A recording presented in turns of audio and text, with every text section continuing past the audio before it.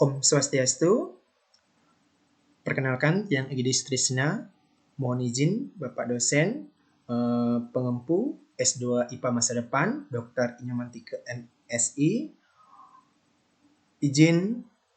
Mohon izin Tiang untuk mempresentasikan ringkasan yang Tiang buat terkait ringkasan pada tesis yang berjudul Is Crime Hereditary? An Analysis of Biological Ideas from Eugenics to the Human Genome Project. Apakah kejahatan warisan? Sebuah analisis tentang ide biologis dari eugenika untuk proyek genom manusia. Nah, istilah ini terkait kita membahas tentang eugenika dan kejahatan. Nah, istilah eugenika pertama kali diperkenalkan oleh Sir Francis Galton. Itu tahun 1883.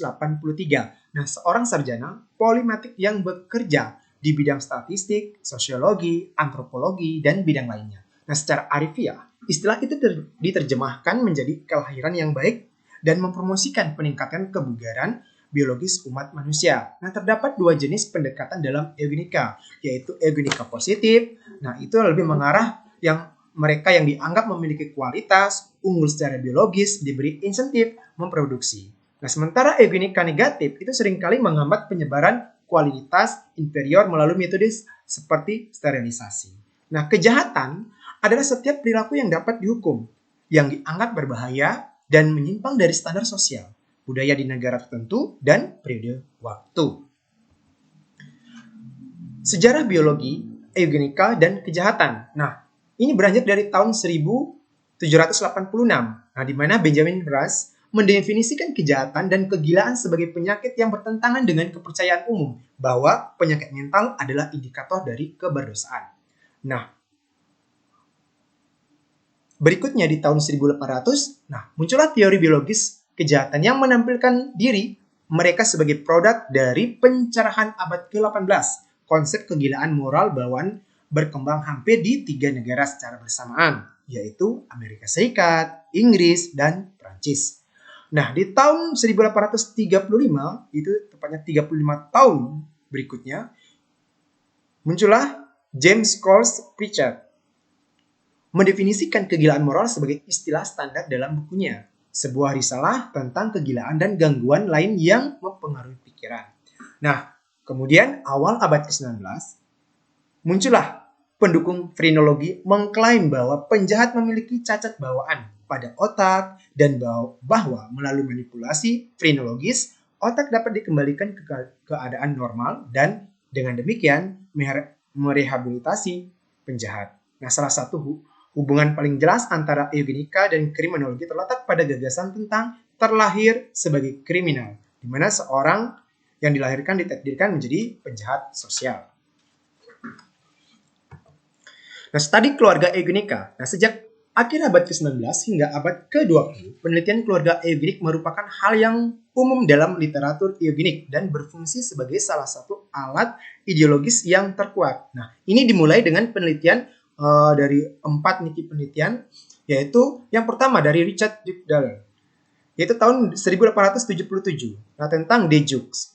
Kemudian Nems itu tahun 1912, kemudian De Calicats itu tahun 1912 juga, dan diakhiri penelitian dari Didats itu tahun 1916. Berikutnya, eugenika di penjara dan fasilitas permasyarakatan. Nah, menurut Stanley, lebih dari 20% narapidana berpikiran lemah. Dan Stanley mengeluarkan fakta bahwa meskipun hukuman California mengizinkan sterilisasi dari beberapa negara dari beberapa narapidana ini, itu tidak mengizinkannya untuk secara paksa mensterilkan semuanya.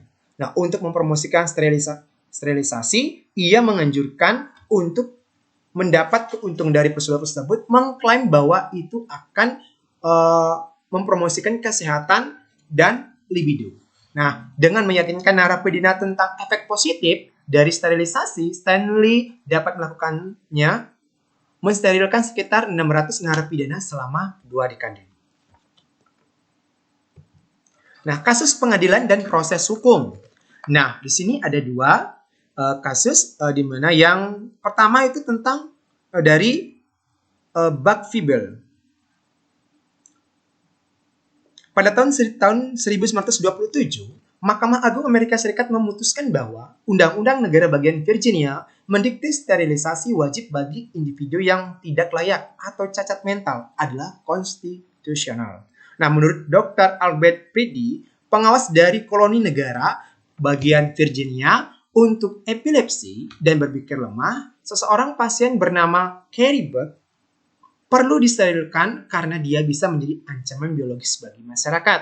Nah, sterilisasi paksa Buck membawa implikasi yang signifikan. Kasus eugenika disahkan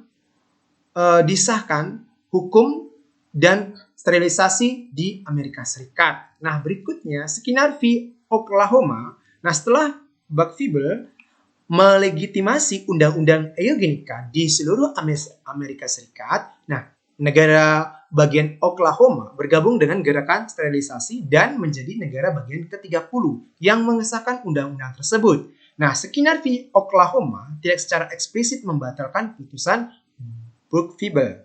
Orang yang cacat mental atau sakit masih harus menjalani sterilisasi wajib dan hanya hukuman sterilisasi yang merupakan persentase sangat kecil dari sterilisasi wajib yang berakhir.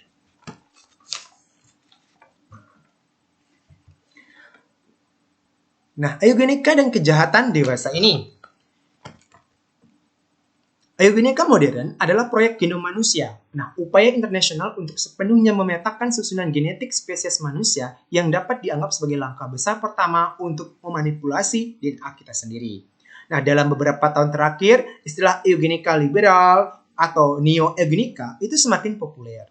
Nah, ini istilah yang mengacu pada penggunaan teknik biologi modern yang meningkatkan atribut manusia.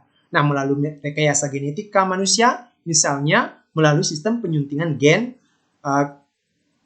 CRISPR yang memudahkan dapat digunakan untuk terapi dan peningkatan sifat-sifat tertentu. Nah, penyuntingan gen CRISPR yang memungkinkan para ilmuwan untuk secara selektif menargetkan gen untuk diedit. Nah, teknologi modern dapat digunakan untuk terapi dan peningkatan sifat-sifat tertentu. Nah, hal ini menimbulkan keprihatinan etis seperti di mana garis antara terapi dan peningkatan akan ditarik. Bagaimana diskriminasi berdasarkan kebugaran biologis dapat memperdalam perpecahan sosial ekonomi dan konsekuensi dari sifat tertentu yang disukai daripada yang lain. Nah, salah satu bentuk paling awal dari orang tua yang secara eksplisit memilih sifat anak mereka adalah menggunakan USG. Dikembangkan pada tahun 1950-an. Nah, untuk menentukan jenis kelamin biologis, janin. Nah, berdasarkan jenis kelamin anak, terkadang orang tua memilih untuk mengakhiri kelamin atau dalam kasus yang ekstrim, itu melakukan pembunuhan bayi. Nah, seperti itu yang bisa Tiang presentasikan, Bapak. Mohon maaf jika dalam presentasi ada kesalahan kata maupun pengucapan Tiang, mohon dimaafkan. Demikian yang dapat Tiang presentasikan. Tiang akhiri dengan Parma Santi. Om Shanti Shanti Shanti. Om.